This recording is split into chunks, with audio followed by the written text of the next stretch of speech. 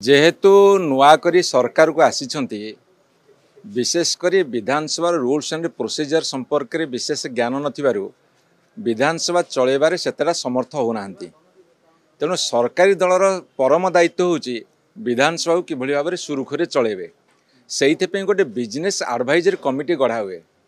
दुख आ परितापर कथा विधानसभा गतकाली ठार आरंभ है किंतु एते पर्यंत बिजनेस एडवाइजरी कमिटी गढ़िले नहीं। कौन कौन आलोचना हब जदि केतेबेले विरोधी दल तरफ किसी अभियोग आसीबो बा सी विधानसभा रे किसी प्रदर्शन करेंगे तारे बिजनेस एडवाइजरी कमिटी बसी ताकू समाधान करा जाए।